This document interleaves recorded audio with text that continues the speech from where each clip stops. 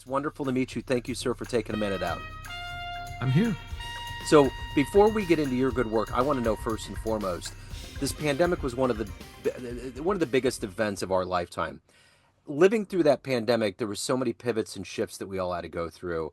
How many waves of living through that time period has affected the way that you do work and live life now? In all honesty, I'd have to say very little Okay. because what I'm actively doing is I'm a financial advisor. And I'm in Northwest Ohio. My office is 120 miles away. So I've been working remotely for years. Okay. Okay. So that was no big deal. And I can meet with my clients online, which I've been doing again for years. So it really didn't affect me all that much. So let's get into exactly what you do, all of the pieces and elements that are a part of your professional life today. I'm going to put you in front of a bunch of grade school kids, third graders. It's career day, and one of the kids in the back of the room is curious and is like, "Hey, what do you do for a living?" How do you answer them? Right now, officially, I'm a financial advisor, with all the licenses and everything you need to do that. But I've been a writer for 60 years. I've written for magazines and newspapers and motion pictures and television and the whole bit. And I just decided that, hey, a regular job was a better deal than that because chicken today, feathers tomorrow. Yeah, And now I'm absolutely. back into it with this book series. So, what did you want to be when you were a kid? When you were a third grader, what was your dream? I wanted to be an aeronautical engineer and design airplanes. Wow.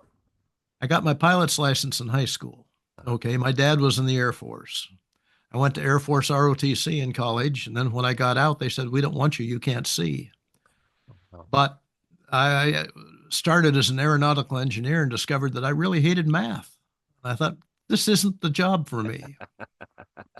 So I went through about three or four or five other majors before I actually got out as a journalism and broadcasting major. So, where were you born and raised? What were these foundational seeds of writing and journalism and broadcasting early on that captivated you and made that your career? Well, born and raised are two totally different things because I was born in Pennsylvania, just Okay. north of Pittsburgh in Sharon. But like I say, my dad was in the Air Force, so I moved all over the country as a kid. And growing up, I went to more than 14 schools before I got out of high school. So never made many friends because as soon as I'd make a friend, I moved away, Yeah. lost track. And that's why I quit being the movie producer. Is I was in Washington D.C., but I had two young daughters, and I thought I'd really like for them to have a hometown. Yeah. My wife had family here in this area, so I said, let's come here. And being here, let's face it, Northwest Ohio, there's not a lot of need for TV producers and directors. So what can you do? Yeah. Insurance is always out there. So I got licensed and did that. I thought I was going to hate it, but it turned out I was very good at it. So, When did you realize you were a good writer? What was the first piece you wrote? What was the first gig you had that confirmed it for you? well, I wrote for a newspaper because I was a photographer Yeah. and had to do captions and all that sort of stuff. And basically, I'd be writing stories because the people who were writing them didn't do a good job at it. And then in Washington, as a film producer, I was always hiring a writer to do my scripts. And one of the clients and I were talking, and I said, who do you think we should get to write this? He said, why don't you write it? Because you're going to rewrite it regardless of what they do. And okay, became a member of the Writers Guild and started writing scripts. Wow. To be a good writer, you got to be a good reader. What was the first early book for you that really made you love reading? As a kid, I was into the Hardy Boy series. Yep. I loved them. Yep. Okay. And I'll read anything if I'm sitting down and there's not something to read, I'm going to go crazy. Yeah. Doesn't Who's matter what it is. Yeah. Well, who was one of your favorite early journalists? Who was someone maybe you emulated or looked up to? As far as journalists go, uh, well, in broadcasting, Walter Cronkite, Uncle Walt. Yeah. But John Cameron Swayze and I worked together for a while on a radio series back in the 70s during the fuel crisis Yeah. on fuel economy. And so he was a fascinating guy to work with. As Yeah. far as writing goes, I can't really say that I had anybody that just really stuck out to me. Yeah, As far as novelists go, Bernard Cornfield is unbelievably my best favorite.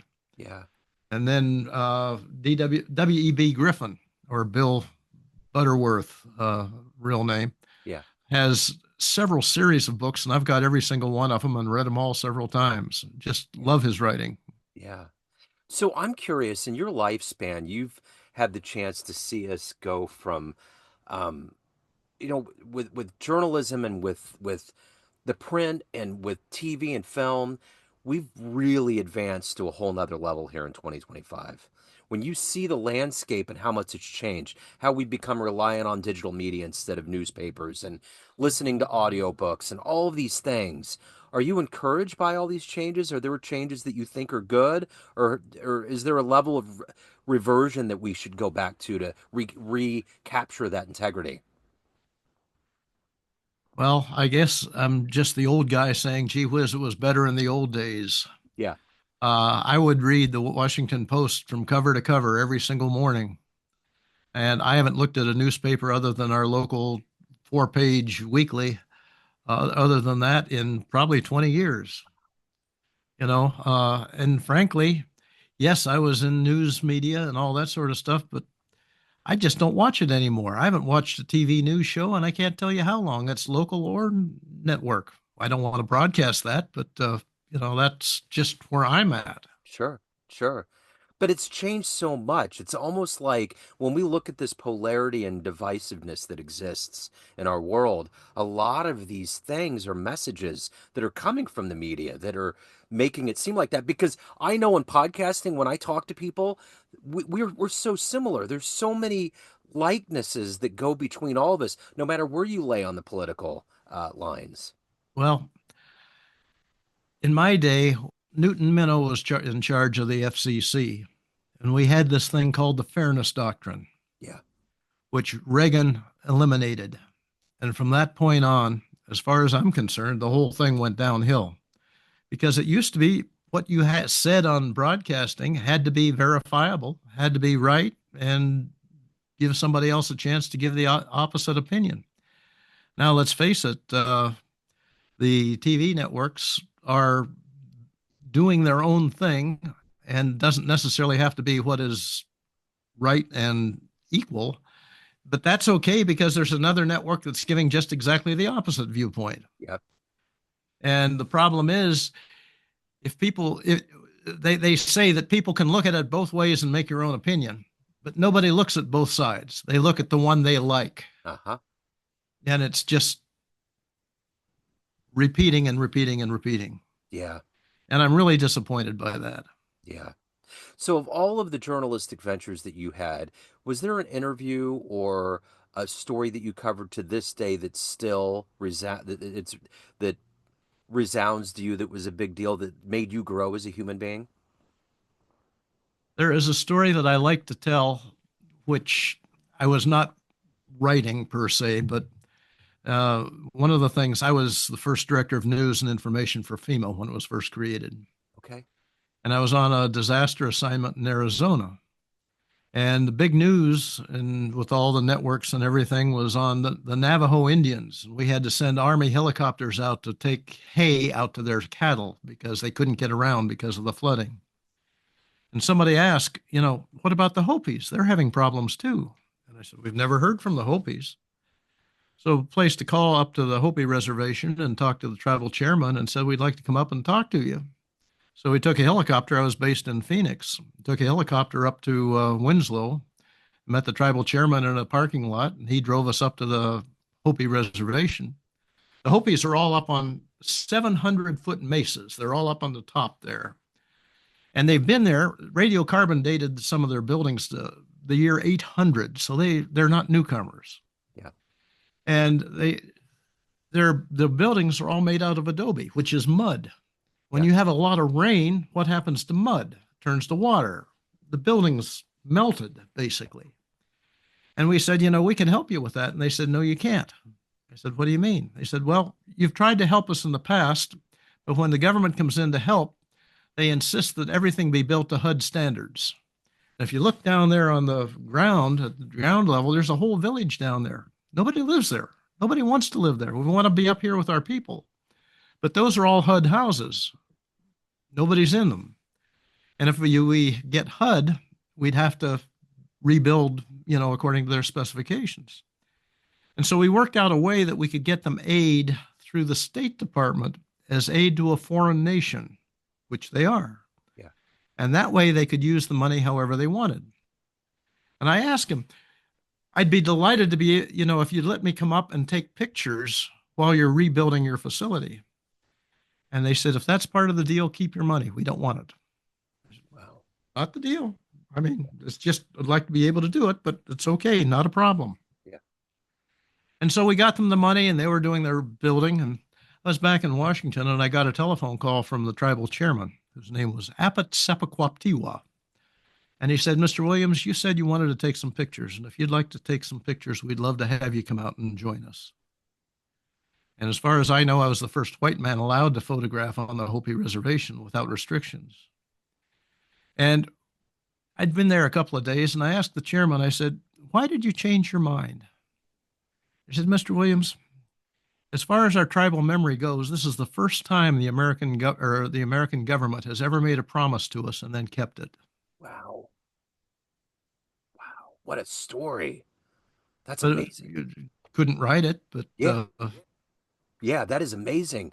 So I'm curious, in all of these journalistic ventures you've had throughout your life, did you always feel like you were amassing these massive troves of story to eventually get to a point where you would have your books and your series? Or did it just happen? How did this all evolve? well, I have a basement full of color photographs, including all the Hopi stuff and everything else. And I keep telling myself one of these days, hey, I'm going to put these things together and do something with them. And I do want to get a copy of them out to the Hopi for their historical records. Because part of the deal was I could never use them commercially. Yeah. Okay.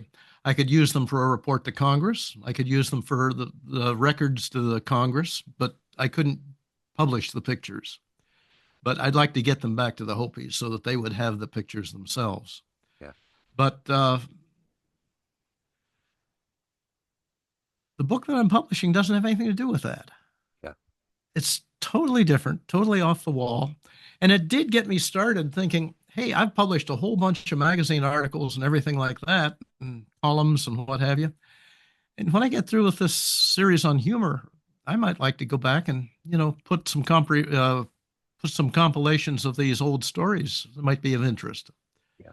But right now, there's not enough hours in the day and years left in my life to get everything done that I want to do. Yeah, for sure. If you could interview one person alive on the planet right now that you find fascinating and write a story or do a piece on them, who would captivate your imagination to do it right now in 2025?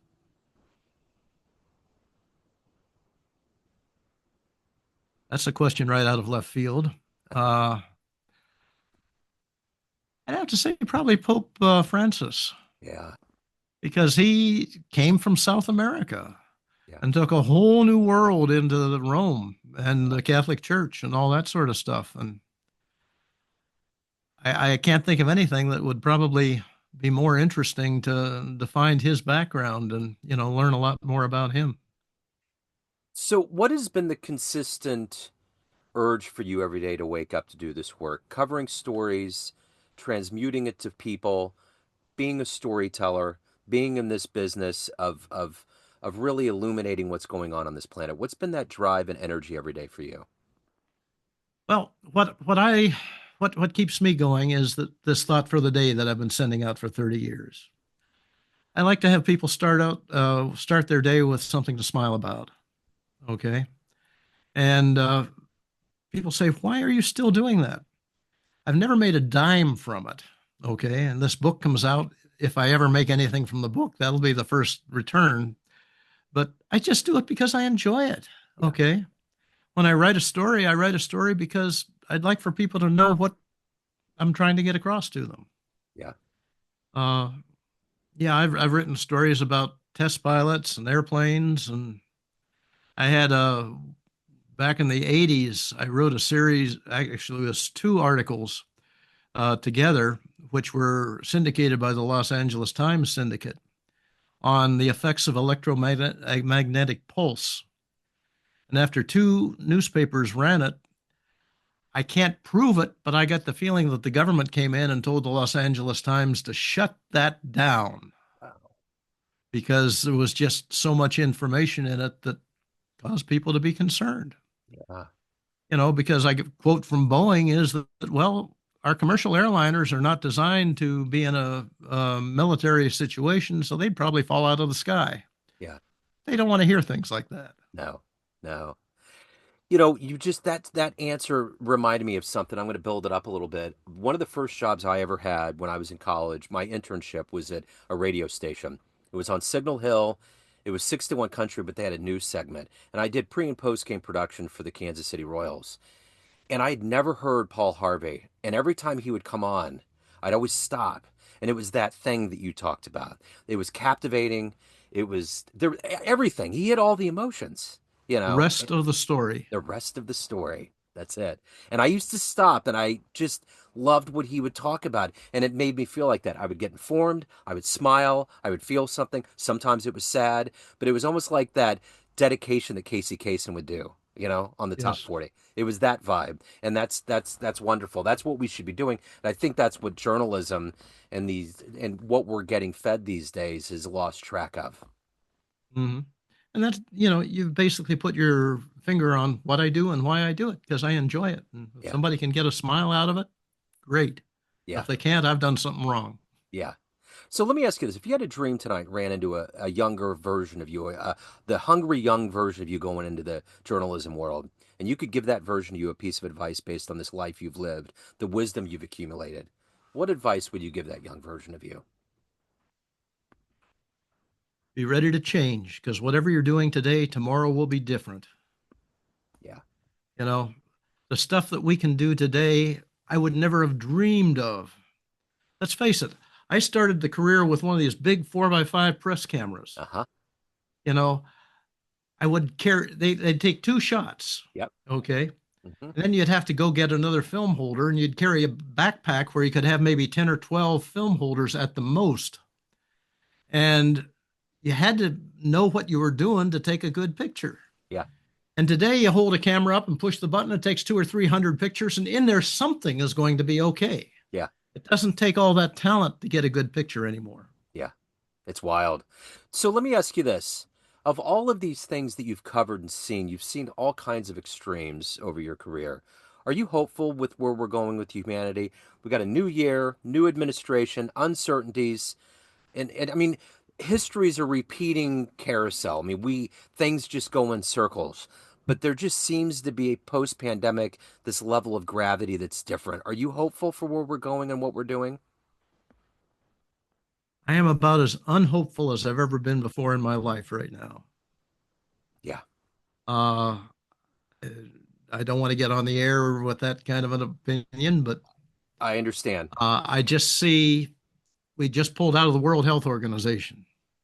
There's 4 countries in the world. We're with Laos and 3 others that we don't want to be dealing with, but we're the only major country that's not there.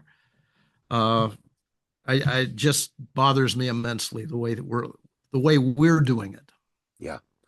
I agree. I totally agree. I think I sometimes feel like this is a fictitious thing that we're all living through, and somehow we're going to get the channel changed and we're going to go into a different realm. It's very bizarre. Very, very bizarre.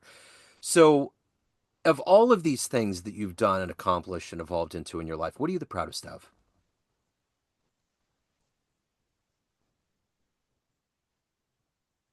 I think the work that I did that I would love to have been able to continue was the work I did with FEMA Yeah. because actually I was involved with them and the predecessor organization, Federal Disaster Assistance Administration, for 5 years, not as a full-time thing, always as a freelancer. Yeah.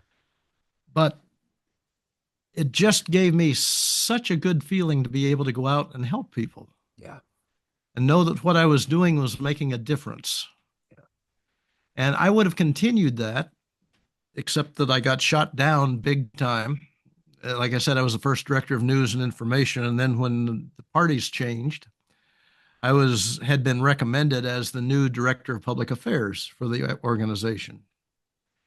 And I was recommended by the Associated Press, the National Press Club, the White House press photographers. I had all these recommendations going for me. But one little old lady who didn't have all that much experience in public affairs, but she did have experience in politics, wanted the job. So she filed conflict of interest charges against me, Wow. claiming I worked for somebody else too. Yes, I had an office down the street with my name on the door. I had other clients. Yeah. But that's beside the point. Had charges filed against me. So I was dropped like a hot potato. Wow. Not only that, but they sent letters out. The government sent letters out to all of my current clients saying he has been charged with conflict of interest, Wow. which made them drop me. And so I'm out of that. I mean, dropped like a hot potato. Wow. So, of all of these places that you've seen on this planet, what was one of the most unexpectedly magical, wonderful places you've been to?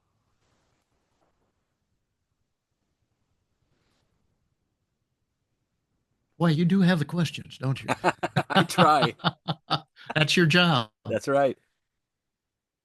I will have to say one of the most places that impressed me the most was driving in Montana up to Glacier National Park from Yeah. Bozeman, I believe it was. And I drove through the Squamish Nation. Yeah.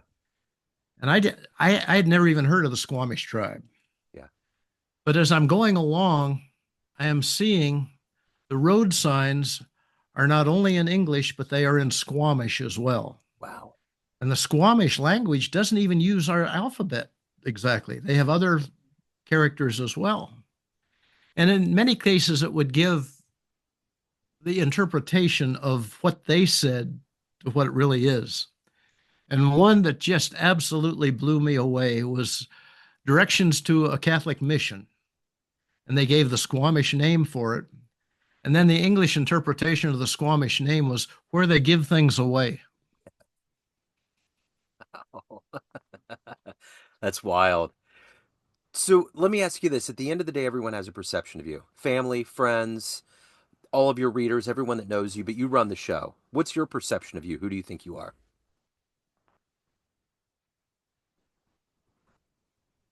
An old man that's trying to get through life making people smile. I'm 81. Yeah. Yeah. You've seen a lot. So let me ask you this. I want to end all this on a triumphant note. One of my first loves in this realm has been jazz radio. You have a history. Talk to me a little bit about your jazz lineage.